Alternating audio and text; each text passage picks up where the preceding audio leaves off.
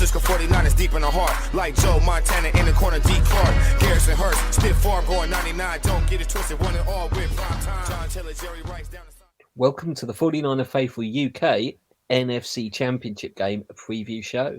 It's Niners versus Eagles in sunny Philadelphia. This matchup has looked to be on the cards for a few weeks now, and it pitches the top two teams in the NFC in a winner-takes-all battle. I'm Gareth Ellis, and I'm joined by Lee Gowland. Hi, guys. Paul Hope. Hi, everyone. And Naji Karar. Hello, everyone. Excited for this one, gentlemen, a little bit? Excited, nervous. Yeah, all of the above, yeah. Very excited. One game to go, and then it's the big one. It is. It's the business end of the season. And I understand, I think the three of you guys might be watching a game together. We will be, yes. Yeah. I think I might be. Yeah, I think you two are going, right? I'm 95% sure I'm going, and then Annalise might come with me. I'm trying to persuade her, but it's babysitters and all that, so it might just be me. But 95%. So yeah, we've got the official 49ers watch party in Leeds on Sunday night. It's a ticketed event, but the tickets are free of charge and are all sold out already. The doors open at 6:30. The event's going to be hosted by Emma Jones, who's at the previous watch party. She's a lead broadcaster, so she will take care of things on the night. We're expecting around about 450 attendees. There's going to be a game day experience, the sound from the stadium, the same type of thing that Nick Clark did back in October. There'll be game day giveaways for everybody that turns up. Hopefully there'll be enough for 450. There'll also be a raffle at the end of each quarter. This raffle won't be autographed items like it was back in October, but I'm sure it'll be some decent items in there. There's a cash card bar with both drinks and food. The drinks are quite heavily discounted. 10 bottles of beer for £25, so £2.50 a bottle. So that's a good deal. The car park at Ellen Road will be open, so you'll be able to park there if you're driving down. And lastly, the Chiefs-Bengals game will not be shown after the Niners game. So if you want to watch that, you need to make alternative arrangements. I would suggest somewhere like Victoria Casino, who will more than likely be showing that game. So yeah, looking forward to it. Based off some of the texts I've had with the 49ers, that there might be a role to play for me, Paul, and Naji if Naji turns up. But I'm now 99% sure I'm coming. If there's something to do, I'll be there. No, I'll probably be there. All right, charming. So looking forward to that. Obviously, it's going to be a good night. Lots of people there. Hopefully get some new fans, get some new members into the group. That'll be good. I think I am anticipating a mix of fans.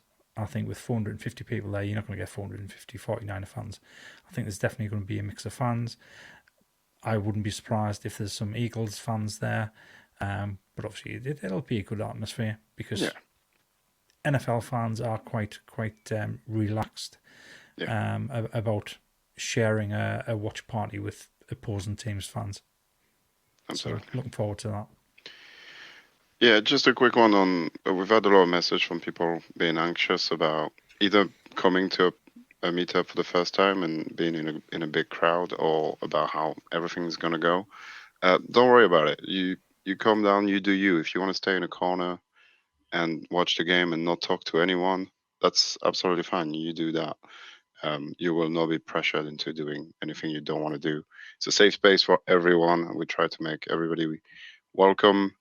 And we try to be as inclusive as we can. So yeah, don't be afraid. And if you don't want to be bothered, send us a DM, either three of us.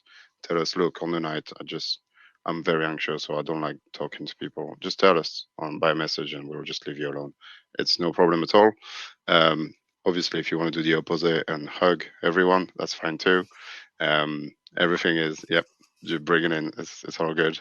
We'll try and go around and talk to everyone. But obviously 450, it's going to be difficult to get to everyone, especially when the game is on, because I'm going to be watching the game. But yeah, come and enjoy, come and have fun, and don't be afraid about this soccer fans and all that. We'll, we'll make it a good place because that's what his family do. I'm So just yeah, going to say, Gareth, as well, there'll be a good mix of people. Like, I'm coming in the car with Lee, Connor Ryan's coming down. I'm not drinking. It's a school night for me. I've got No, the me next day. So I think there's going to be a good mix on the night. I know there's discounted drinks offers, which is great, but I think you'll be surprised at how many people aren't drinking and are there to enjoy the game. But likewise, if you're there to have a few sociables, if you're there to get the fireballs, if you're there for the full experience, but there will be a good mixture. And I do believe a few in the group are going into Leeds earlier. So if people do want to go in earlier, for example, we're not getting there till about 6 o'clock. We're going straight to Ellen Road. But if you're in Leeds earlier, the group, you can meet up. The atmosphere is going to be great. And the biggest question will be, Gareth, and I've posted in the meetup, is what jersey is everybody going to wear? Because good question. it's going to be great to see Ellen Road filled with red and gold, white and red, gold jerseys, black jerseys, silver jerseys. I think I've seen at the last few meetups. So I'm really excited to meet everyone, new and old. And like you said, Najee, just hit us up. Our DMs are always open. And Lee, thank you so much for all your hard work this week. It hasn't been anything other than you. Me, Najee, and Gareth haven't had to do anything. You and Nick Clark have sorted it all out. So I can imagine I was a bit busy. Don't know if you noticed. Najee was a little bit busy. This week. Well, it doesn't go unnoticed, the work you do in the group. And I just wanted to put out there to everyone, it has actually been Lee who's been doing all the work for this meetup. So I just wanted to put that on record before we got into the game. So I was actually going to say, if you come up and try and talk to us on Sunday night and you actually find I'm fast asleep on my feet, it's because I've had a few late nights this week. And I think tonight's going to be another late night as well. But yeah, thank you very much for that.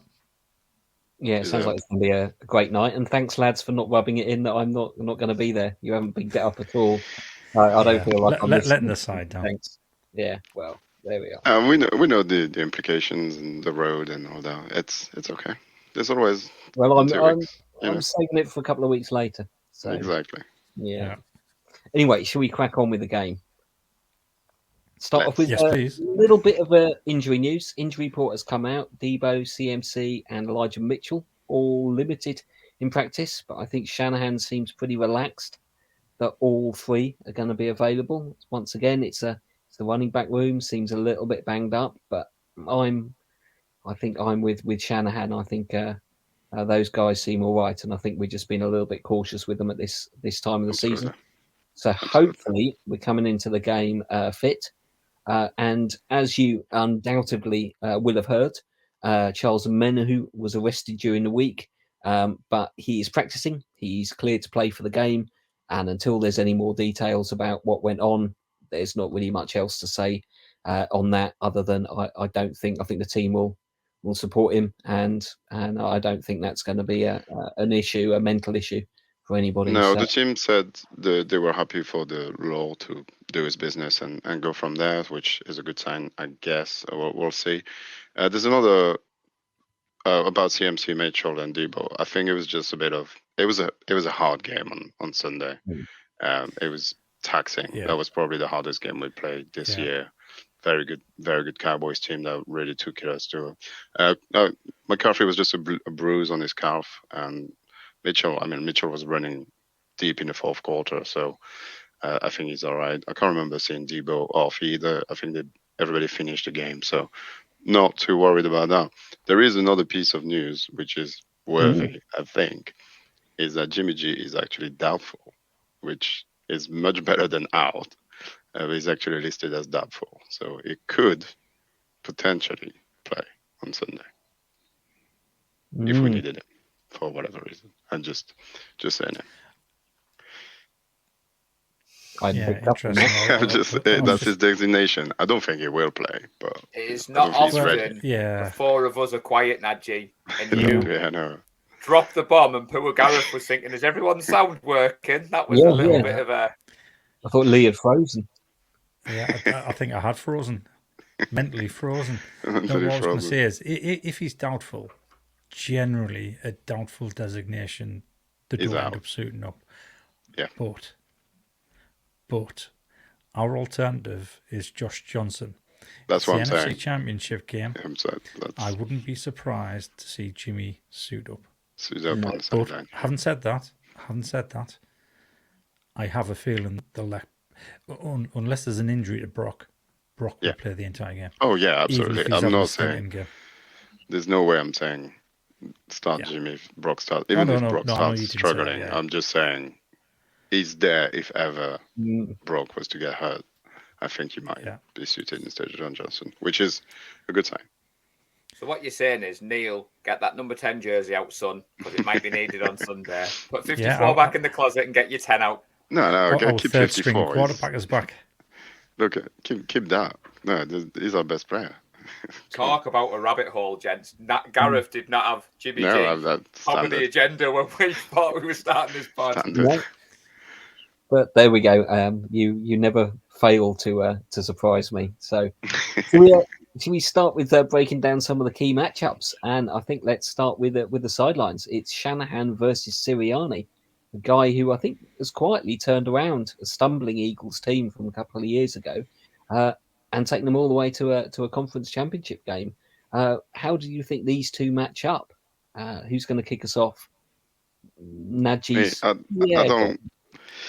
don't actually think Sirianni is a good coach. He hasn't proven it to me yet. He's inherited a very good team. Look at the talent he's got on his roster, and that's not. He's running exactly the same offense that he ran last year, and last year with slightly lesser player, it wasn't working. They weren't very good at all.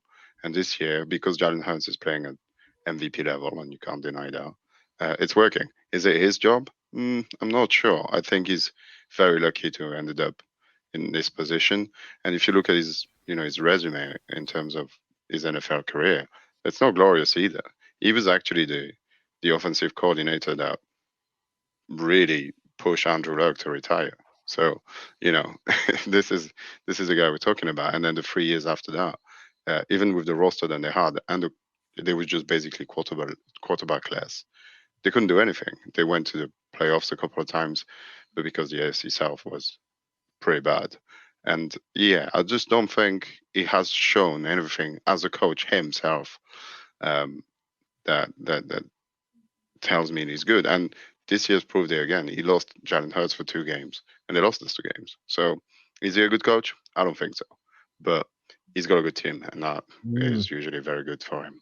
And I think Kyle is probably his best season this season, and he's playing with a first string QB, and with 12-0 coming into this game since October. So there's no doubt that one of those 2 guys is better than the other, and has been doing it for longer. So yeah, I'm not saying Sirianni is necessarily a bad coach, but he's young and he's learning, but he hasn't shown me anything that proves me he's a good coach yet. Anyway. Yeah, so I think the biggest difference between the two is the fact that this is Kyle Shanahan's 3rd NFC Championship game, and you can't discount the type of experience that is, how valuable that's going to be, and that's going to filter through the team as well, because a good portion of our roster have all played an NFC Championship game before. They know what the pressure's like, so they're going to be well used to this. And as far as the coaching matchup is concerned, I kind of agree with Najee. I don't think it's a contest between the two. If the worst comes to the worst and we get beat by the Eagles, I don't think it means that Sirianni's any better than Kyle Shanahan, because it's going to be a close game anyway. It's going to be interesting to see how each one of them lines their teams up against the other. It's going to be an interesting chess match. What do you think, Paul? Well, I was going to say, it's as if Najee had read my notes. I mean, the big difference between the two, Najee, is Sirianni actually doesn't call his own plays. He handed that off in 2021. So he doesn't run the offense. He's got an offensive coordinator. He's got a defensive coordinator. And I think you're right, Najee. Technically, he's got a more talented team, given that the first seed. But has he just been kind of the rah-rah guy on the sidelines, the motivational guy? He hasn't actually put this team together. We all know Kyle Shanahan is the king of the castle. When he took over in 2017, Gareth, we had one of the worst rosters in football. Like the chaps have said, 3rd NFC game. We said it on the pod the other night. He's got a 6-2 record in the playoffs. The kind of criticism on Kyle is he can be conservative. He can not go for it on 4th down. The Eagles are one of the more aggressive teams on fourth downs, and I've looked at the stats preparing for tonight. But again, is that on Sirianni or is that on his coordinators? And it's quite easy, like Najee said, when you've got Hurts as your quarterback who's got that mobile threat to maybe just go for it a bit more. But I'm on the same page as the chaps for me. Give me Kyle Shanahan. He's the best offensive play caller in the NFL. What he's done with a third string quarterback this year is nothing short of miraculous. And for me, he's coach of the year. So when I was preparing for tonight, I was just thinking that. Another thing that struck me is Sirianni seems more arrogant than Shanahan, which, like you said, Najee, I'm not quite sure why. I think it's a case of his team does his talking for him, Sirianni, where Shanahan tends to let the players do the talking. I think that's... I don't have a problem with the arrogance when you're one of the best team in the country. You're allowed to be. But it's very often, and we've seen it in our division with people like Aaron Donald and Jalen Ramsey, when things don't go your way, those kind of personality and people tend to go downhill pretty fast and pretty hard. So I can't wait to see what he actually does when he gets punched in the mouth by a good defense, which he hasn't really been put in front of this season, apart from a few times, and those games were really close.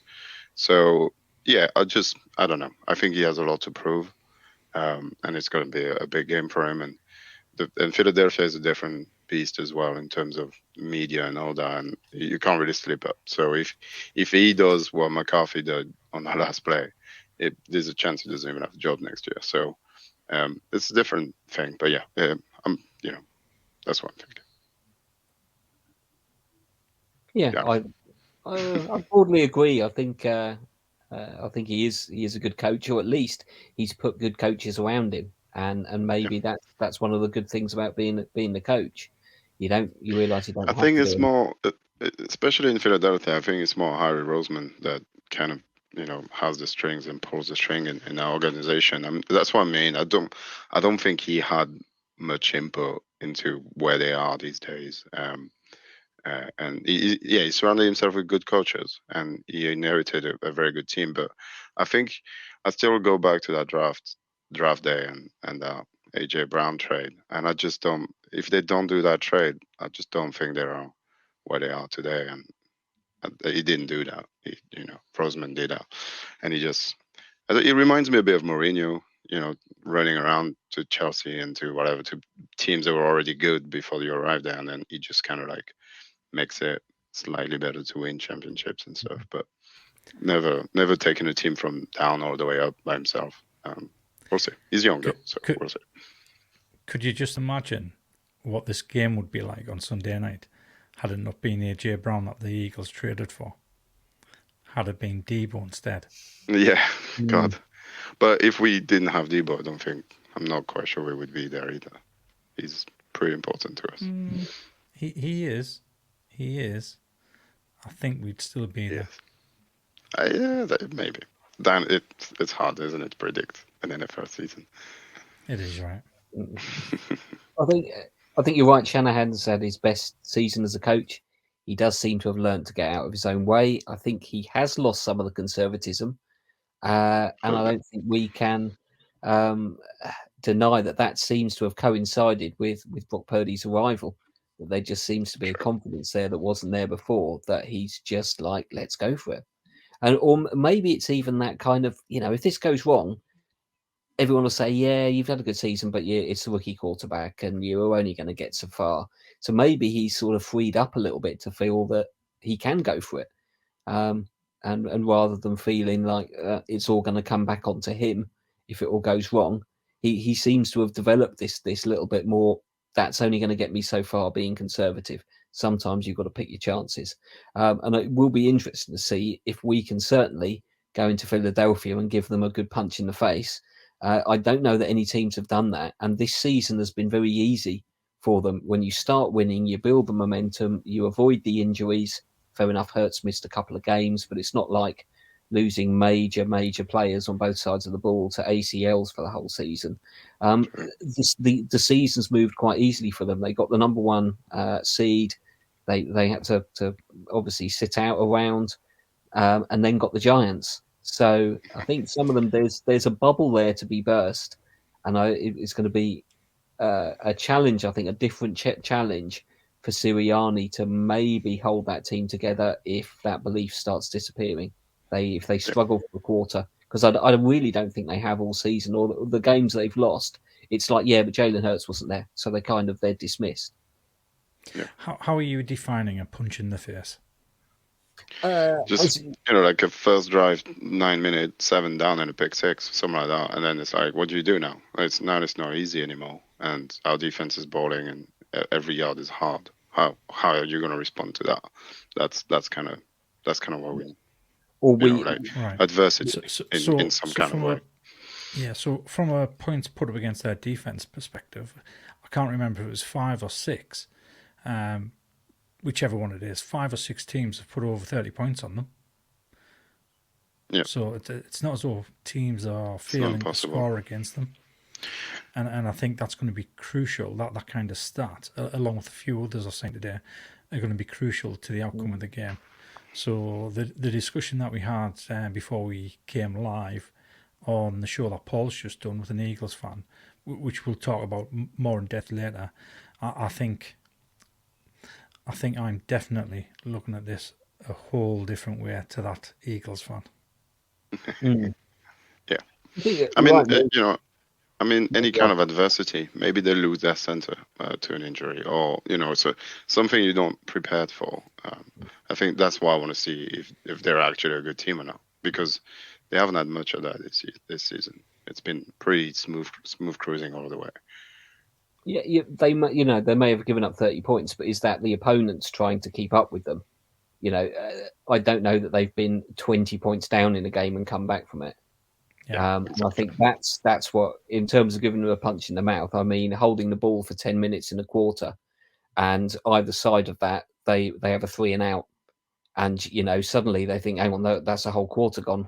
We're 7 points down, and we got minus 3 yards in that quarter.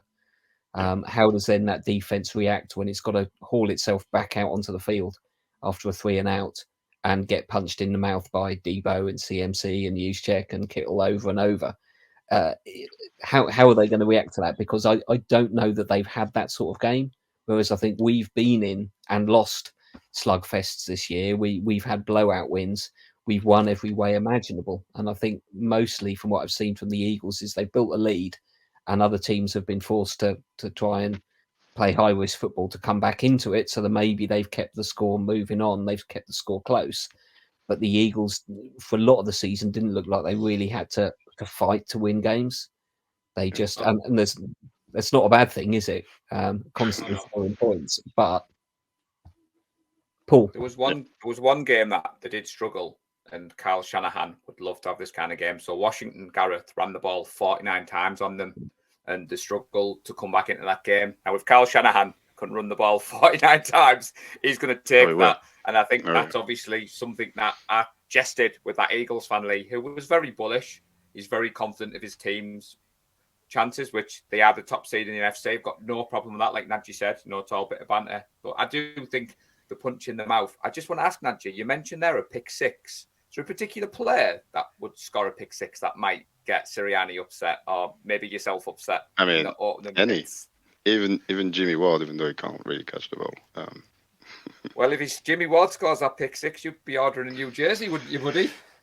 Yeah, I would. Oh, yeah, maybe that's another PSA we forgot about. We should tell everyone that I have, because I forgot the flag when I went to San Francisco, this one right there, because I'm an idiot. I said that I will buy a Jimmy Ward jersey, which will take this space in the stream. If he gets re-signed or if he has a big play this game or the next. So it will obviously be a Chinese jersey. I'm not spending $150 on it. Crazy. But I will do it. I'll definitely do that. And then there'll just be a number 1 here, and I'll turn it around so you can see the Ward thing. That's a bit of a laugh. I think it'll be funny if that does happen. And then maybe next year I'll just give it away to somebody that could actually use it or something. I don't know. We'll see. But it's a bit of banter and something to look forward to. And maybe it's in my bold prediction. Motivation for Jimmy Ward, I think, there. Yeah. So he will be gutted to know he's not going to get a chunk of that shirt sale, obviously. I'm sure. Okay, shall we move off the coaches and look at the pair of quarterbacks? Both young, both under the age of 25, slightly different stages of their seasons. Both had good seasons. Where do you want? Who's going to start with this one? Lee, maybe kick us off. Yeah, so they are very different quarterbacks. One uses his legs to scramble away from pressure. The other one uses it as pretty much a secondary running back. Obviously, we have struggled in the past with that type of quarterback. I think we are over that hurdle now. We can handle them a lot better. So it's going to be interesting to see how we handle Jalen Hurts on Sunday night, especially when you have him in tandem with Miles Sanders in the back. So it's going to be interesting to see how we do that. I mean, obviously, you look at Jalen Hurts and you have a look at the weapons he's got around him. He's got two absolutely excellent wide receivers. He's got a top-notch tight end. Yep. His offensive line is really good. The best in the league, maybe. There's such a balanced side, the Eagles. So it's going to be interesting because I don't think they're going to particularly be able to run on us as much as what they ran on other teams. And to be honest, I think we're going to stuff that straight away. So it'll all come down to how they handle the pass rush and whether or not Jalen Hurts can use his legs to scramble away from that. Obviously, we are very good at that. And this is where one of those stats I've just seen comes in. It's actually the next section, so I'll leave for the next section. You've covered all of the next sections in that. So, well, that was just brief. That was just brief overview. A taster, a teaser. Brock Purdy. To be honest, I can see us leveraging the run for the majority of the game. However, I've got a real feeling that the very first play we're just going to open it up and throw it downfield, because I think the Eagles are going to expect us to run, and I think what Shanahan might do is say to Brock, launch one to begin the game. They're not going to be expecting that. What I'd be looking for is to see who's lined up at wide receiver, whether or not we've got a Danny Gray or a Ray McLeod receiver. If either one of those are on our first defensive player, I wouldn't be surprised to see Brock hurl one in their direction. So that'll be interesting. As you've said, I mean, before, Brock, nobody expected us to get here. Once we went down to our third string quarterback, he's a rookie. Yes, he'll be nervous, but the pressure is off. Because like you said, if he loses this game, it's not going to reflect badly on him because he's a rookie. Nobody's expecting him to win. People are still questioning his ability and saying, well, it's all about the team around him. It's the way Kyle Shanahan scripts players. Any quarterback can come in and win games, which we know is wrong. Nick Mullins couldn't win games. CJ Beathard couldn't win games. Brian Hoyer in the first season couldn't win games. So it's not all about the way Kyle Shanahan schemes it. And I think he's found his perfect quarterback. And I've said it time and time again now, this probably is the third, fourth podcast running now. I still can't believe it. Still can't believe what we've got in Brock Purdy. I thought I'd change your mind. I'm such a believer now. Yeah. He's so good. And even against Dallas, he was very, very good. It's so good. It's hard to believe. It is hard to believe. You have to pinch yourself. And I love the fact that Steve Smith came out and absolutely roasted all of these NFL scouts for passing on Brock Purdy. And some of the comments they made, like of, Nick Saban. Yeah, a middling arm. Poor accuracy. You're too short. Well, he's in the NFC Championship, baby. It certainly is. And he's feeling damn good, Gareth, isn't he? Mr. Irrelevant, pick 262. Like you said, Lee, NFC Championship, baby. Yeah. What do you think about quarterbacks, Paul? I'm not going to go over what you've said about Hurts. I think anybody who's into the NFL knows how good he is, his mobility, his arm strength. I'm actually more confident in Brock because we're the 49ers. And yes, I'm excited. I'm a 49ers fan. And I'm not taking anything away from your boy Najee before you think where I'm going. But the reason why it's been so brilliant is the system works. And we said it, Kyle has a quarterback that he finally trusts. he doesn't screw it up by taking the risky throws. Now, I've got non-49er fans, Gareth, who are like, oh, that throw could have been an interception and that throw could have been an interception. Mahomes does it. Hurts will do it. You could pick any quarterback in the NFL. But when in doubt, he lives to fight another day and he dusts it off. Where when we had Jimmy under centre, we were always waiting, like you said, Najee, for that next bad throw. We don't have that with Brock Purdy. His decision-making, yes, he's got elite weapons around him and he can do those very safe, short to mid-range passes to Kittle, to CMC. He still has to get the ball there. And equally, we've got a good run game. So if he is struggling, Kyle can call the run game, get Brock off the field, have a chat with him, put his arm around him. But like you said, Lee, the fact that you and Najee were there in Vegas in April and you saw him selected pick 262, and for all those fans waiting for him to become Mr. Irrelevant, got a message for you boys. It's not happening. Brocky is going to go into Philadelphia and he's going to prove the doubters wrong. And I think we see more 13 jerseys flying off the shelves, Gareth. So that's my take on the quarterback, boys. You know, Paul, when that pick was made, when the final pick was made, I had the NFL Network cameras right in my face, but they didn't have the footage. It was literally there. It was so close to us. And this wasn't a small camera. This was like a big movie camera. This was a big, huge square. And it was right there in my face. And it was so off-putting. But yeah, I mean, I was over the moon that we took a quarterback. I'd said to Najee before the pick was made, I said, we're taking a quarterback here. I can guarantee you, we're taking a quarterback. And I wish I'd gone with me good feeling as well, because I was going to say Brock Purdy, but that's only because of the PFF mock draft simulator. Because I kept on taking Brock Purdy, roughly around about that pick. So that would have been interesting to see that footage. I think that might have been the time where I didn't really react as much because we were both so tired. I think, at that point we were hanging by a thread. We'd been, I think we might have tried to leave about 2 or 3 times before that, and then every time we were just like, maybe we should stay though, because we're not going to be here every day. Yeah, and just think, if we'd left, we wouldn't have been at the stage when he was picked. Yeah, exactly, which was really cool. So, yeah.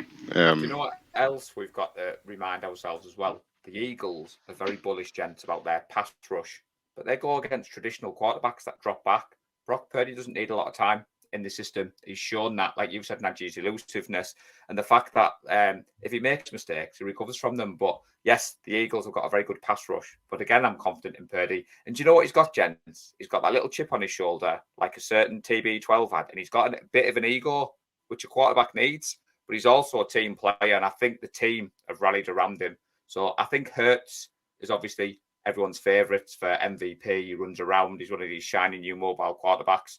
But give me 13, give me Brocky, give me pick 262 any day of the week, Gareth. So I think that's a very good segue into the next section, Gareth, because I want to pick up on something Paul said. I can't do it until we get to your next section.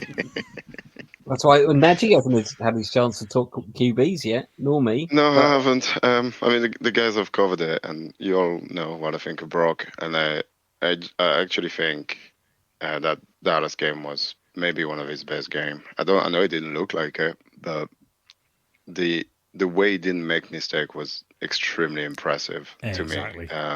And we saw what mistakes do to a football game and how Dak couldn't not do it. So I know he's gonna ball. I know there's gonna be a couple of throws. As Paul said, every QB does it in a game when there's a couple of throws. I think you'd like that to have that one back and throw it better or different. But even the throw to George Kittle, the circus catch, George is not in a progression, and he just reads it so well. The Cowboys play it really, really well, that play, and he still manages to find him for how many yards it was. And so he has the ability to change the game by himself. On the other side, I think Hurts is one of those new age QB, isn't he? And I hate that we play him, because I do genuinely love him. I remember when he was at Alabama and had to step in for Tua in the championship game and won it. That took guts, and it was very impressive. And then he transferred to Oklahoma, and then he was behind Baker Mayfield, and he was behind Kyler Murray. And he still stuck around. And then in the first season he played, and he played extremely well. And that takes a lot of gut to be able to do that and be the number 2 and still compete every time you're called upon. And he did it at the Eagles as well, because he wasn't necessarily the starter at the time and managed to cement himself in there. So I think he's very good, but he's one of those new edge QB. He's running very well. And if you take that away, I'm not sure he's as an elite passer as Brock is, maybe even. So it's definitely going to be a very good matchup, and then we're going to have to keep him in check. But we, as Lee said earlier, we kind of used to it. We play Kyle Murray twice a year. We used to play Russell Wilson twice a year, and we've played a bunch this year already. So it's going to be interesting to see what he can do with a defense like that, and especially, and I think that's how we're going to attack it. He's going to have a certain number 57 following him around, and see if he catches him a couple of times. I don't think he's going to enjoy it very much. So we'll see how he handles that. But yeah, he's good, and they wouldn't be there if he wasn't. So look forward to it. It's a great matchup. I think we haven't said that yet, but it's going to be a great game. I'm looking forward. As an outsider, I think every outsiders agree that this is it's the best matchup that could have been, and I'm looking forward to it. It's going to be awesome. Yeah, I think that's a good matchup. I think you've covered it all, so I'm not going to milk it too much. Other than to say, I think the Eagles, did they make the playoffs last year? Were they one and done, or they didn't make it at all? Because in which case, Brock Purdy's got twice as many playoff wins as Jalen Hurts, and they've both played in exactly the same number of championship games. None. And there's an equalizer there, I think. So anyway, Lee, you've been very well behaved. Yeah. So I'm going to. They did play a game last year in the postseason. Yeah, I think he lost it. So. So I've just been trying to have a look for the tweet that I read earlier, and I can't find it. But it was a very interesting stat where, so the Eagles have 70 sacks on the year in the regular season. So they were only 4 behind the Chicago Bears, 85. Yeah. Of those sacks, 25 of them, 23 was it? In 23 of them in 3 games. I saw that. Yeah. I saw that tweet. Which has inflated the stats a little bit. And then they went a little bit further into it, and 41 of the sacks, more than half, came in only 6 games. So it was the teams they were playing against which basically elevated their sack total, and they just happened to have success against them. Now, I think in the same tweet it also mentioned pressure rate, and the Eagles don't get anywhere near as much pressure rate as what the Cowboys did. Right. The Cowboys have a lot more pressure. So that was an interesting fact as well. So it looks as though their pass rush isn't as formidable as what we led to believe. No. So that is going to be interesting. Yeah, I think Gareth alluded to it. They were very often in front, so all the teams had to play from behind, which means passing the ball way more than you're comfortable with, and not necessarily what you're built on either. So you might not be very good at stopping a pass rush, but if you're 14 points down, you don't really have a choice. You're going to pass it because it's faster and it stops the clock whenever you need it to. So are the stats inflated by it? Yes, probably. Are they a bad D-line? No, they're very good. You don't get no sack if they're not good. So they're still a very good D-line. Exactly. What I said was they aren't as formidable as what we used to believe. They're still a very good D-line, without a shot. I mean, you can still argue that they're the best D-line in the NFL. As a whole, maybe, yes. As a whole, yeah. As a sack machine, they're maybe not as good as what people think they are. See what I was doing, Lee? I was doing like Carl Shanahan. I'm building up to my bold predictions, so I've got a couple of players in early to make up the formidable pass rush, and then I'm going to flip it in my bold predictions. But I mentioned it because that Eagles fan was very high on that start, and he came in. Nick Bosa's got a lot of your sacks, you take him away. I was a spread across, but I didn't want to go down the strength of schedule and all that. You beat what's in front of you. Let them be bullish, and we'll let our players do the talking for us. But don't worry, it's going to be reflected in my bold prediction, buddy. So again, when you talk about strength of schedule, because everybody's turning around and saying, well, hang on, the Eagles have had the easiest strength of schedule in the NFL. Well, we've had the second easiest. So come on, I mean that's a pointless stat to put out there. It's isn't it? it's because all mute the winning point. teams have. Yeah. It's the way the strength of schedule works. If you're a bad team, Exactly. your strength of schedule is tough, if I can ever say it properly. And it's so, yeah, it's. No, but I think they calculate it according to what the teams were doing last season, and so in terms of that, they had the easiest. Isn't it schedule, and we had- dynamic?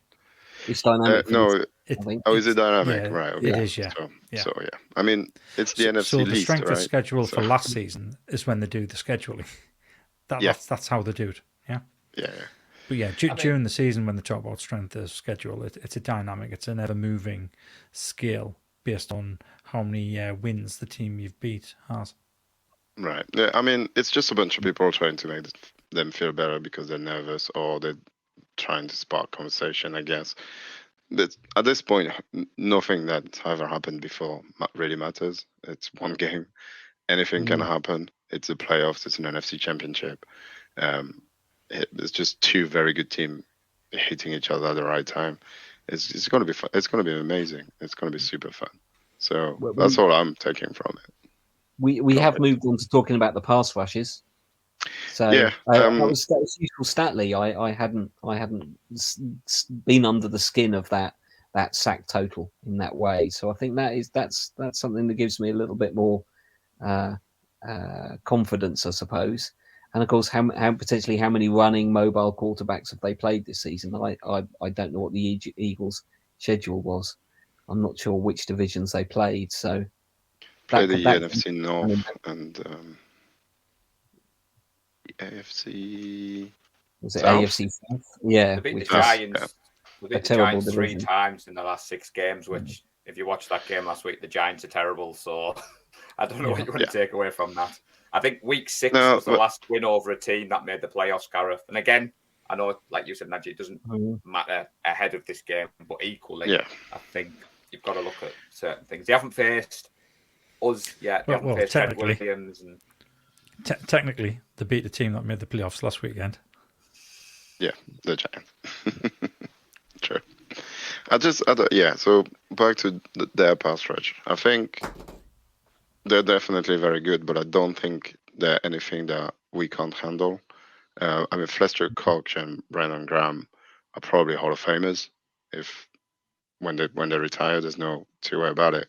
But they're also pretty old. They're definitely not on the Nick Bosa trajectory anymore. I would imagine, and wouldn't surprise me if they go all the way and win it, that these two guys retire. I wouldn't be surprised, especially Fletcher Cox. It seems like he's been in the league for 25 years. It's crazy, but he's very good indeed. But I don't think they have quite the same rate of pressure with the linebacker that we do.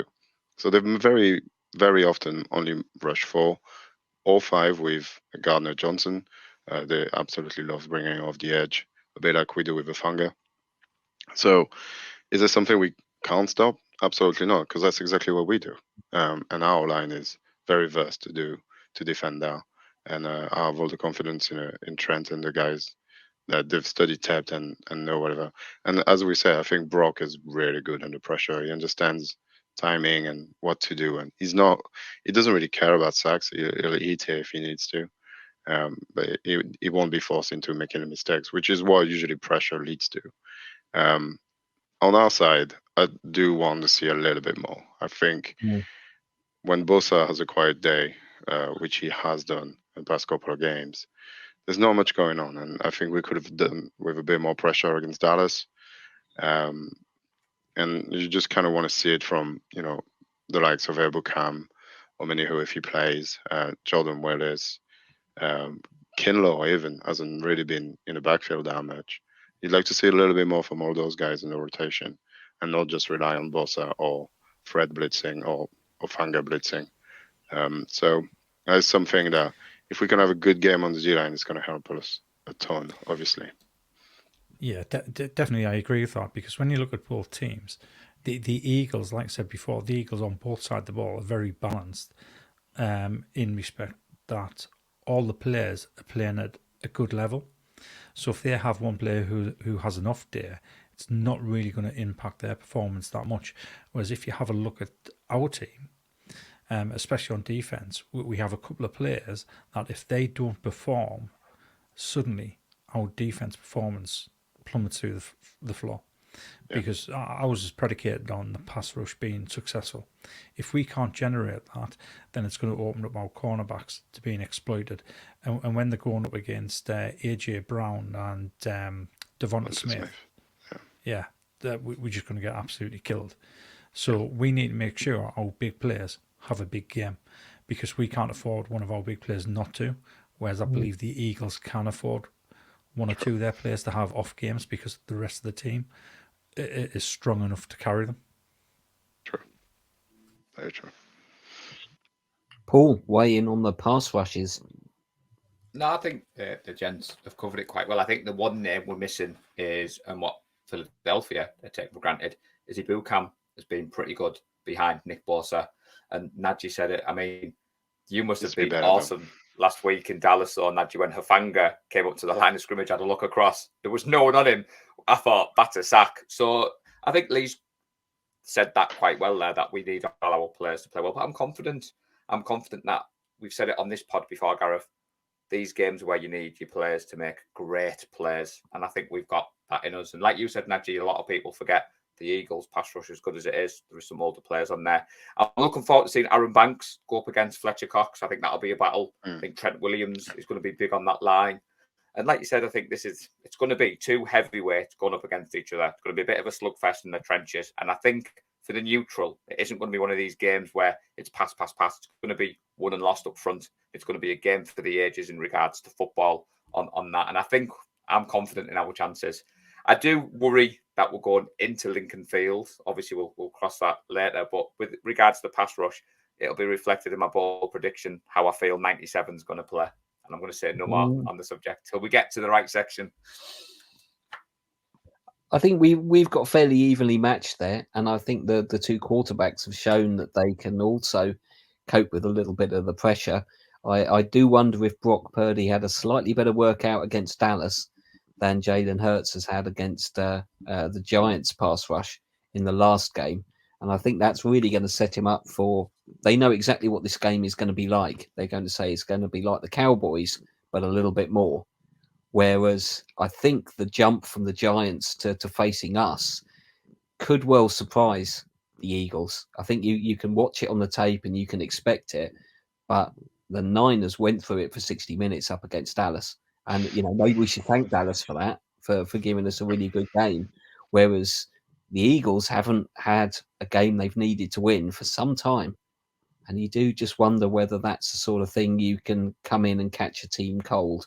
And maybe something like that on the pass rush, they're going to expect to get there, and then maybe not realise quite how much work there is. Fair enough, you can get to Purdy, but you do have to work for it. People don't come straight through our O line. You've got to use all your tricks. So that, I think, that is going to be one of the key battles. The team that can keep the quarterback coolest and under least pressure, I think, is going to have the ball in their court, as it were. Lee. Yeah, I think you make a very good point there. The fact that the Eagles haven't been in a position where things haven't really been going their way, or they're finding it tough to actually grind out the game, whereas we've been grinding out results all season long. Even go back to that game against the Saints where we shut them out. We only won by 13. It was 13-0, and we had to grind that game out. And it's those types of games where things aren't going right for the winning team. They're struggling to do it, but they grind out that result. I think that's the thing that the Eagles don't have the experience with that we do, coupled with the fact that we've got the experience of the NFC Championship game and the way I believe Shanahan's going to play this game. I think it's going to be a shock to some of these Eagles players, especially some of the younger ones.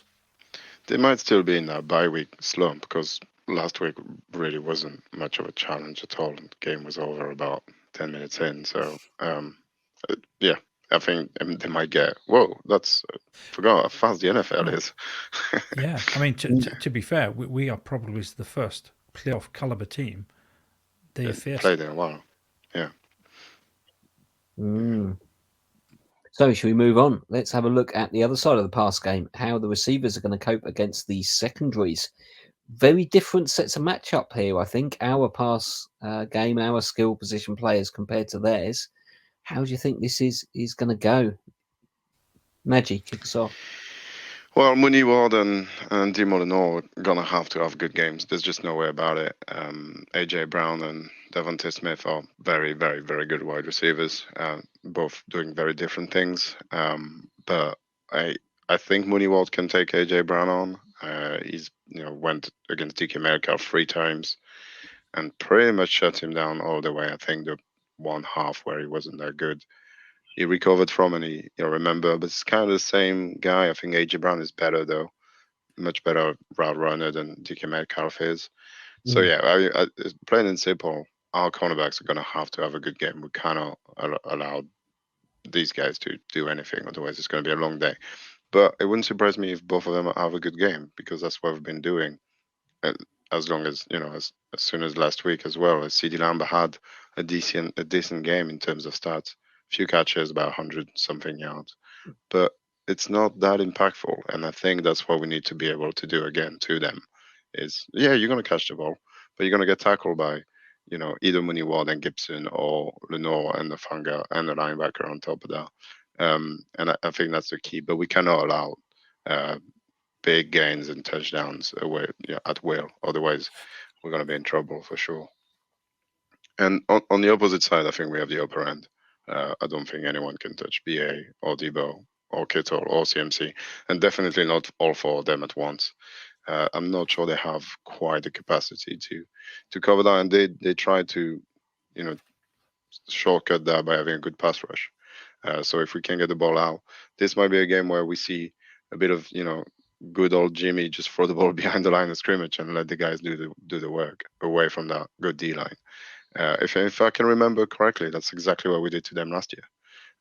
In that game, we won 17-11, 17-10, something like that. We just didn't allow them to get to Jimmy at all. And if Brock can just deliver quick passes and attack those corners, I'm not sure that they're quite equipped to stop the likes of Debo, especially Debo, who's on fire right now. So I think we have the upper hand in that matchup. Confidence. Well, what do you think? I'm smiling because people would not believe that we do not meet up before. We have a bit of chat in the group chat, but why I love doing this show, Gareth, is the 4 of us seem to think on the same page, and I'm just nodding along with everything Nagy's saying. And the big key for me is the Eagles have got a good secondary, Darius Slay and Bradbury, and you mentioned it before, Nagy, Gardner-Johnson, but we don't need to make those big splashy plays down there. We do a lot of our damage in the middle of the field, and that's where we excel.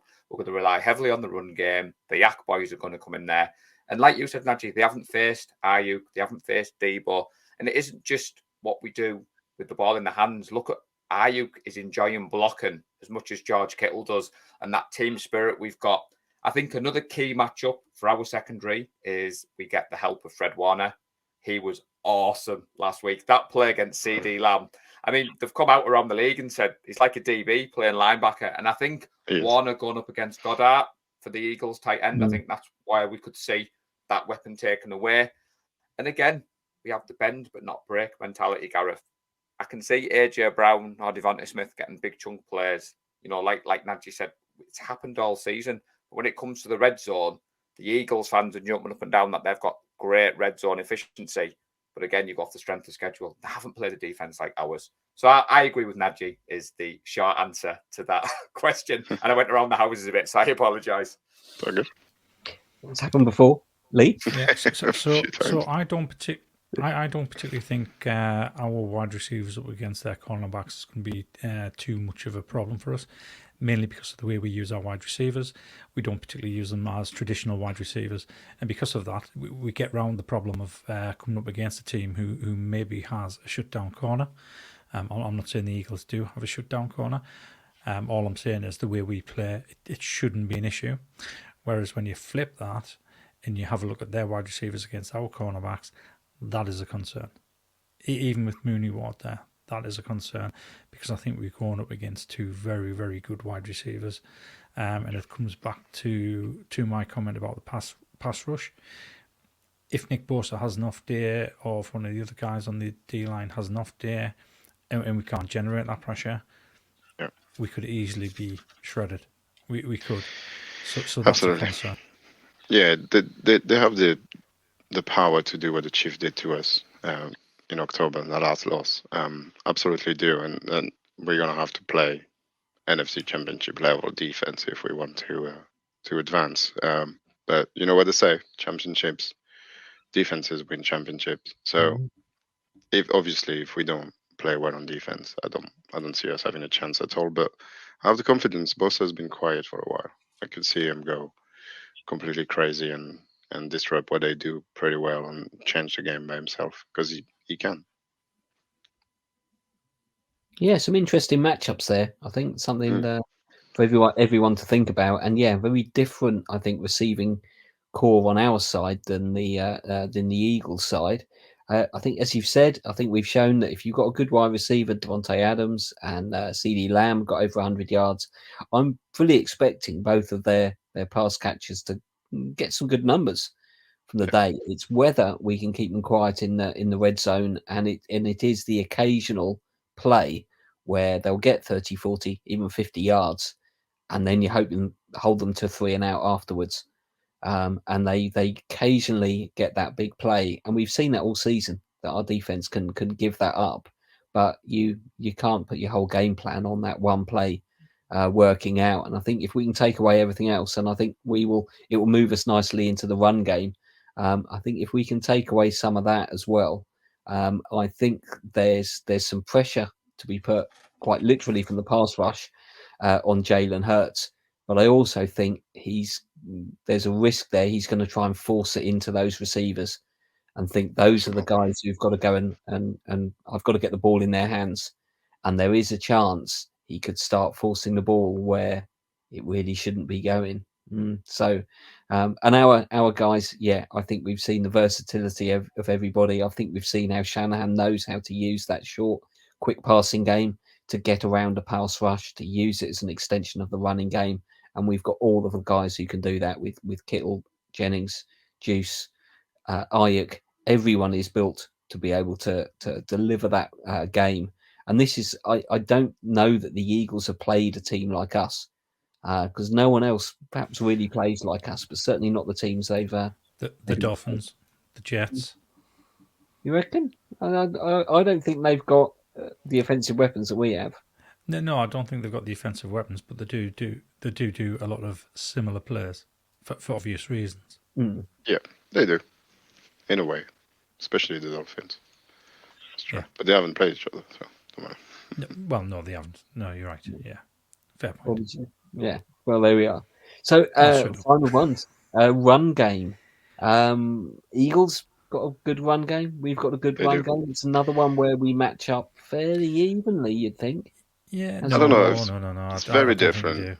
No, I don't think we do. I think we have the upper hand. I think our run game is much better because it's wider and bigger, and we do way more things than they do. They basically run a very good RPO. For the people that don't know, it's run pass option, where the running back the quarterback can either give it to the running back or keep it for him and run or pass. That's why it's called a run pass option. He has the option to do both. It's very hard to defend. You have to be so very disciplined in staying in your lane and in your assignment as a defense. You can't get caught off guard otherwise. If he reads it well, it's probably gone for a while. But it's very gimmicky, and if you take that away soon, I don't think they have much else. Miles Sanders is good, but he's no CMC and he's not Elijah Mitchell. So no, I think we're a better he's run not scheme even anyway. Debo Samuel. And he was all George Kittle. We're all Jews, you know. All these guys that came. All Jordan Mason. Yeah. Well, I don't know. I don't think Mason will see the field, but I just think this area, our run game is wider. We can run left, right, middle, screen. We can do pretty much everything. I think the Eagles have got a very specific thing. Very hard to defend, but it's very specific. So this area is where we win the game. This is what we need to do to win the game. So the biggest obvious weakness that the Eagles have is defending against the run. They're ranked 24th defending against the run. And I can see this game going the same way as the Packers game and the Vikings game back in 2019. I think Kyle is going to try and dominate on the ground. He's going to run. He's going to smack them in the mouth, Gareth. That's what he's going to do. He's going to try and dominate the time of possession. He's going to try and wear that defense down, which is going to impact their ability to pass rush, which means later in the game, Brock Purdy's probably going to start throwing it a lot more later in the game than early in the game. And I think it's going to be a case of Kyle's going to be very clever, not put Purdy in a position where he can possibly make a mistake. And I think he's going to lean on our strength, and our strength is running the ball. And it's not in the traditional way either. So it's going to be difficult for the Eagles to stop us gaining yards on the ground. Paul? Well, I won't go over our run game because Lee has covered that quite well. And Najee is always dropping his pearls of wisdom. So when I was preparing tonight, Najee, I thought you'd be impressed by this one. So I went and watched the Eagles, Gareth, and they tend to run 11 personnel, which, as Najee says, not everybody knows what that is. So 11 personnel is 1 running back, 1 tight end, and 3 wide receivers. Now, normally, that causes defenses the problem against the run-pass option, as Najee said, but not the 49ers, Gareth. The speed of our linebackers means that our defense doesn't worry about that. And we mentioned Fred Warner before. We mentioned Dre Greenlaw. We've got Alshire here. We've got Hufanga. That's where I'm not overly worried. And when I went back and watched the Washington Eagles game, they kept the Eagles offense off the field. They ran the ball 49 times, like I said. And I agree with Lee. I think that is the key to this. We get our run game going because it takes the pressure off Brock. We control the ball. We control the time of possession. Sounds very unsexy. People are thinking an hour in, and you're talking about ramming the ball down their throats. But if we win the game like we did against the Green Bay Packers, and CMC scores 4 touchdowns and Brock doesn't have to do anything other than hand the ball off and throw it 8 times, we'll all be happy. But I do think we have that strength because Kyle Shanahan is a run-first coach. I think the defense is well-versed against the run. And yes, Hurts gives them that mobility at quarterback, but I'm very confident in our defense, Gareth. So there you go. I thought I'd drop that in at this point. Nice. Yeah, one game. I think we've got to watch out for the Philadelphia's run game. I think obviously our defense has been practicing against a good run game, or is used to defending against a run game. But I'm with you, Lee, on this one. I think that Shanahan's plays are going to be to lean on the run game and hopefully and stick with it. I think just like we did with Dallas, that the run game, it took a while to get going, but that's the point. It's you build up some momentum with it. And by the end of the game, we were ripping off 6, 7, 8 yards of carry, I think, for Mitchell punching through and CMC punching through. But it took a while to get there. It took a while to probe, I think, where the defense was strong and work out where we were going to run. So I can see the same thing happening again. And Shanahan mixing that up with a few passes. But I think our run game is going to be key. The one that can establish the run should win this game. But I'm perhaps a little bit more cautious of the Eagles than as you've said, because I think they've got 3 different running backs scored against the Giants, and not one of those was even Jalen Hurts on a rush. So I think there's some options there.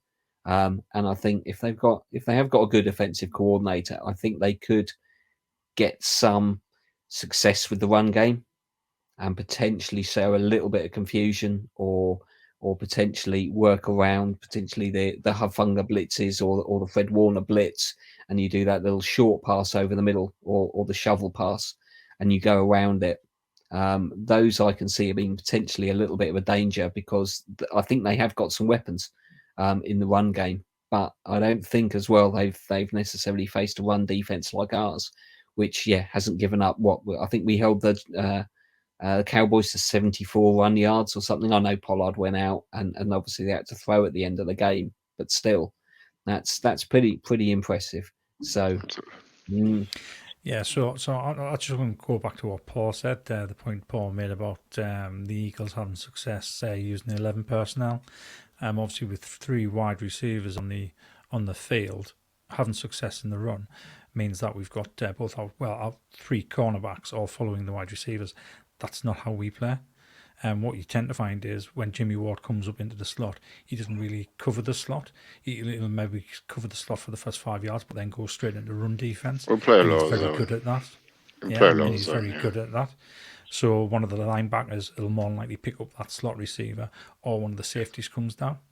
And that's where we'll stop them. That's where we'll prevent them having success with 11 personnel trying to run the ball. Yeah, because But I think the big they're in their base personnel, don't they? Like you said, Najee, the zone. Yeah. That's why I think I wanted to say at this point in the game day, Fred, please don't panic. This game is going to go back Yeah. and forth. There's going to be big It is. chunks, and that's what Yeah, I it's meant gonna be like close. about when you go and watch It'll it. be close. And you're right, this Eagles team is the number 1 seed. They're a good team. They've got good weapons. Another thing that I thought as well, Gareth, is their defensive coordinator doesn't seem to make the necessary adjustments that Ryan's does. And he always tends to leave like an extra back on the field when I've watched, which seems a bit crazy, where in our base personnel and the zone coverage, we don't tend to change a lot around. And like you said, Lee, Ryan's doesn't seem to panic. I know a few people said at home, like when Devontae Adams was getting all those catches and then we did the show and we were like, he didn't really do much else. So I know emotions get the best of us all. And if you're not in Leeds and you're sat at home, obviously use the game day, Fred, to vent and let off some steam. But stay with the process. This is going to be a 60-minute game. Possibly more, depending on the chaps' ball predictions. It could go into overtime, it could not. But this is going to be one hell of a game to watch, and it is the best out of the 2 games this weekend. I think you're right. I'm mentioning 60 minutes. We're over an hour into the pod. So I think you've covered the breakdowns pretty good. Shall we move on to some bold predictions? Sure. Who's going to go first? Paul's going to go first because I want to hear Paul's- this bold prediction that he's going to Paul's make. going to go first then. Well, my first one is very plain when you listen to it, but it's bold because it hasn't been done before. So the 49ers will win their 13th consecutive game and will head on to the Super Bowl and we will all be happy. That said, Najee, you're not getting your easy game, buddy. We've said we're going to establish the run game. So CMC for me gets 150 yards, 2 touchdowns. We talked a lot about the Eagles pass rush. Nick Bosa will get the most sacks on the night. He's going to get 3 sacks, in my humble opinion. And I think Jalen Hurts throws for 3 interceptions. We win the turnover battle. And that leaves me till my last prediction that we'll get 1 receiving touchdown on the night. It comes from our boy George Kittle. We see the celebration. Club 85 goes mad. And then I will explain where the rest of the points come from when I give my score prediction. So that winning run, I assume, is a 49ers record.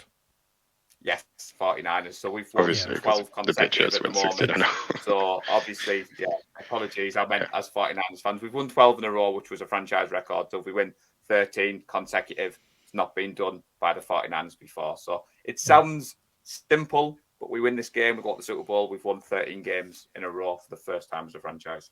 So Nice. apologies for saying that, underselling that. Very good. Who's next? I only have a couple. It's all And right. it's mostly on defense. It's very hard to predict this kind of game. I do generally think it's going to be close. We haven't talked about turnovers, but it's going to be crucial not to have any. And I think a big one could really change the game fast. But that's what I'm going to predict. I'm going to predict a bold prediction that we will get 2 forced fumble, and that Jimmy Ward will be involved in both of them somehow. There you go. Wow. That's groundbreaking, I think, from a positive Jimmy Ward Hang holding. on here. You do realise what this means, don't you? I do. I Let's will have just- to buy a jersey.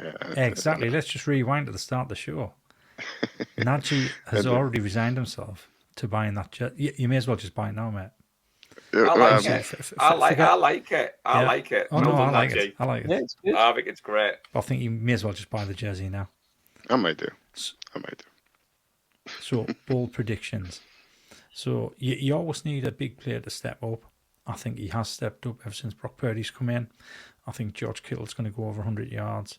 He's going to have 2 touchdowns, and he's going to help us win the game. I think George Kittle's going to be pivotal.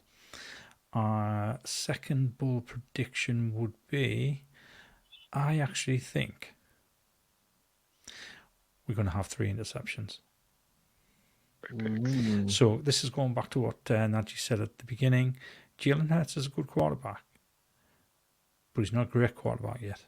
He doesn't have the type of accuracy that Mahomes, that Josh Allen, Joe Burrows has. I think when we start to pressure him and he's having to chase the game, he's going to make mistakes. Force it. And I can see us, he's going to force it. I said 3, so So I'm going for 3 as well. Set out. Go on, Gareth, your turn. I've got us getting 3 rushing TDs, CMC, Mitchell, and Brocky. I can see all of our TDs being on the ground. I think we can keep Philly's run game down to that 100-yard limit. That is going to be a struggle. Maybe I'm sitting on the fence here, so I'm not going to say what they are, but I think there's going to be some big plays from Greenlaw, Hufanga, and Armstead. I'm not sure if they're going to get picks, force fumbles, get a third down sack. I think Armstead is annoyed at himself, so it's very much because he should have ended the game on that safety. Yeah. I don't understand why he didn't smack him and tackle him. That would have been a safety. That would have been the end of the game. But I think when the clock expires, it will be our defense on the field, and our defense will make a play to win it. Nice. Or we might be able to get the offense back out for victory formation. But I think we can send them the Cowboys playbook. Send them the Cowboys playbook. They might enjoy that. Yeah. It's nice. Before you give score predictions, Gareth, I did have written down Kittle as leading receiver, but Lee obviously reminded everyone on that. So Lee, me and you have coordinated. It seems like you've been. Can you see? I'm looking around. Can you see my notes? He's got cameras all over your house. You know what, mate? It was funny because I could see you writing earlier on. I wasn't sure if you were just writing notes or playing bingo. No. I've come prepared. You and Nadji have made me up my game, and Gareth sent a very structured itinerary that I was trying to stick to. Thank you. So we do. Professionals. Actually, I think Kittle is going to be pivotal in the blocking game. I think he might get one of those ones where he's like 2 catches for 40 yards. But I think he's going to be so important in laying the road for someone else. That I don't see Kittle having a big game myself, but I would be happy to be proven wrong by young George. So, score predictions. Someone want to go first? I'm happy to go first. You go first. What's your over-under? 46 again. It's always 46. Yeah. Eagles 2.5 points favourites. 2.5 point favourite, which is 2.5 points. I have got us winning a bum squeaker at 24-23. Niners win. Right. Yeah, I was gonna go very close to that. I had 25-24. Niners win. Wow, you're not going to believe this. So I think it's going to be a really close game. I think it's going to be 27-24. That's very close. He's definitely got a camera in my room, because I was thinking there's no way. I thought, Lee, my last ball prediction, Gareth, is it's a 27-24 on a Robbie Gould last second field goal. Oh, God, this is where we've got ball predictions. So for Alex Simpson, who's adding them up, my scores reflected on I said 3 touchdowns and 2 field goals is my 27 points. But I do think, Nadji, it could come to that, because the positive in me is that's what happened in Edinburgh against the Saints, and that finish was awesome. So I was just about to mention that. Can you imagine the scenes in Leeds if that's the case? That would be crazy. I don't think I could take it. I think I would age about 50 years and Yeah, we don't have to take our Apple watches off, because the heart rate monitor would be sending messages over to the other half saying what them idiots doing in Leeds. Press the button. But no, I think 27-24, I do think it's going to be a close game. And like you said, Gareth, it comes down to a last play of the game. Yeah, it's going to come down to the wire, I think. And I think, as you've said, maybe I'm just showing my age or the old hand. I watch the game, but the first half, I don't get either too excited or too down. To me, the first half is just, it's kind of, you have to get that over with before you get to the real game. And the real game to me is that third and into that fourth quarter, because that's where the won and lost. You win nothing at half time, you lose nothing. Well, if it's 32-0 in the half, I'd feel a little better, but I don't think it will be. True. But don't ask Chargers fans. True. 27-0 coming into the half wasn't enough. Very true. And I think there's an important lesson there. A lot of the time, the first half is just setting up for the second half. So absolutely. So the winner will get to face the AFC champion, and it's a rerun of last year's game. Bengals heading to Kansas City to face the Chiefs. How do you see this one going, lads? In brief. Nice. I think Bengals are going to win it. That high ankle sprain is really worrying me. I don't even think it's going to be a good game. I think Mahomes is pushing it a little bit too much and pretending too much that he's not in pain. But if he's not 100%, the way Burrow has played last game, they're pretty much unstoppable. So if he is 100% or close to, I still think the Bengals will win it, but it'll be a close game. Yeah, I got to agree with Najee. I think the Bengals are going to win, but I don't think it's going to be as close as our game. To be honest, I think there may even be 2 scores in it. I think there might be a 10-point win for the Bengals. Yeah, I could see that. I'm actually going for Bengals win. I think, like us with the Rams, the Bengals tend to have the Chiefs' number. Mahomes' injury could come to fruition, and I think Burrow is having a good season, and he's a great quarterback. So I do think it's going to be a Bengals 49ers Super Bowl, which will be very interesting for us all. There's very similar thing between Burrow and Purdy. The way they obviously completely different quarterbacks in terms of Burrow is amazing, but you know that intangible kind of feeling, and when you watch them play, you know they're gonna get it done somehow. They both have that in spades, and Burrow has obviously been there and done it. So there's just some aura about the Bengals, isn't it? They just look like they can't be beaten. It's really weird. Every playoffs, it's pretty cool. I think if you remember to last year, Mahomes was trying to do a Superman thing, and they were letting him run around. And I think that was a big shock to the Chiefs fans. And I'm smirking, Najee, because on my notepad, I did see that comparison earlier about Brock and Burrow, and I forgot to ask you because I saw that on Twitter, and I thought, no, you can see it. I mean, that before, so I thought I would ask you, but you mentioned it yourself, so yeah, quite interesting. I feel obliged to stick with the Chiefs. I think Chiefs 49ers was my you want a revenge prediction right at the beginning of the season. Oh, I can't remember. The Bills just didn't turn up last week as well. No, they really just did not turn up.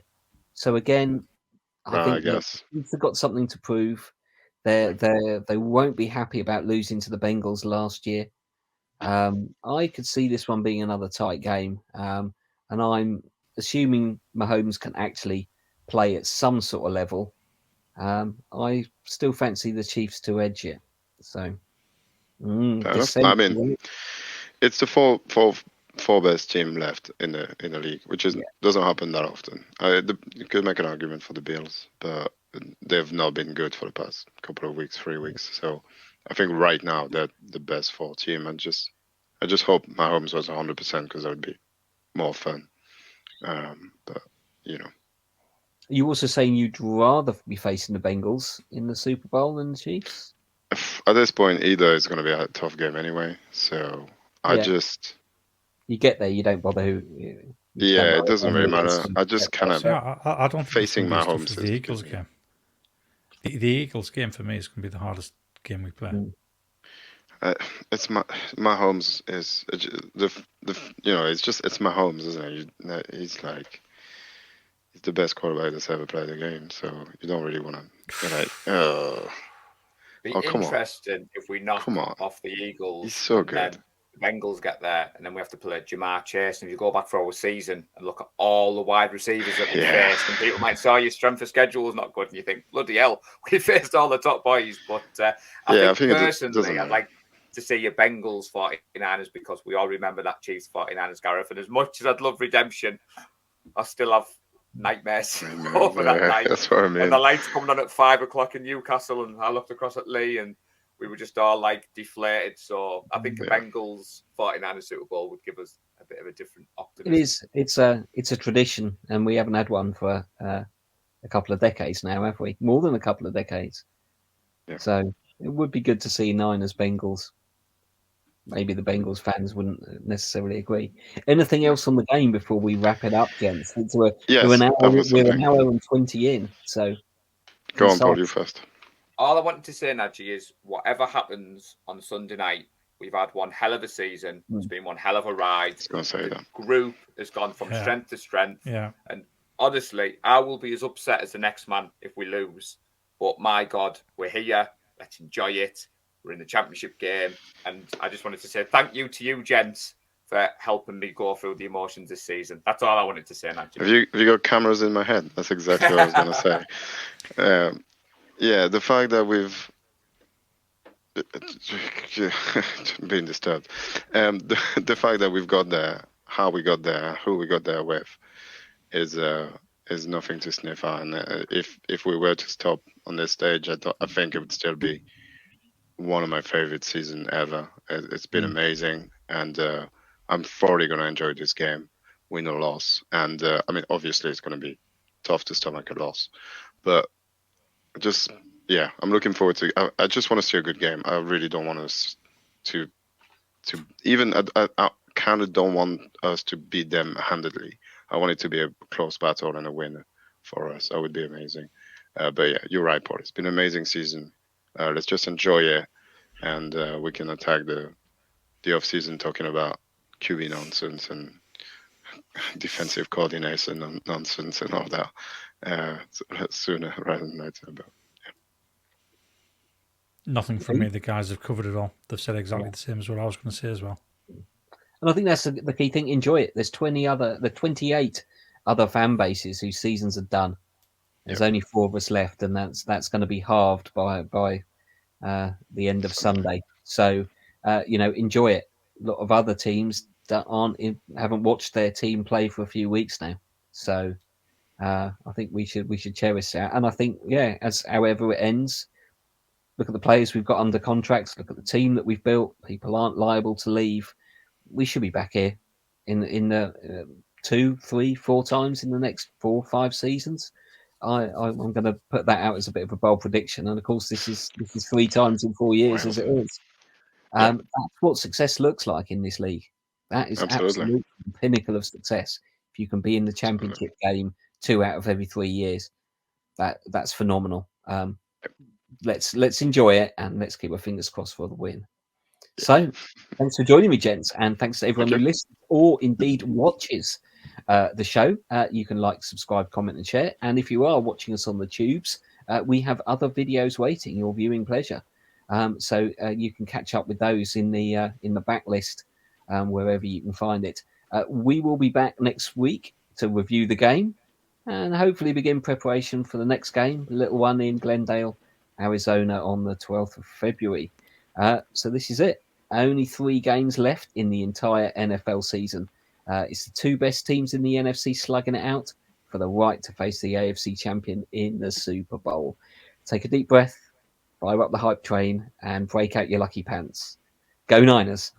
Go Niners. Bang, bang, Niner gang. We love the San Francisco 49ers deep in the heart. Like Joe Montana in the corner, D. Clark. Garrison Hurst, stiff farm going 99. Don't get it twisted, one and all with prime time. John Taylor, Jerry Rice down the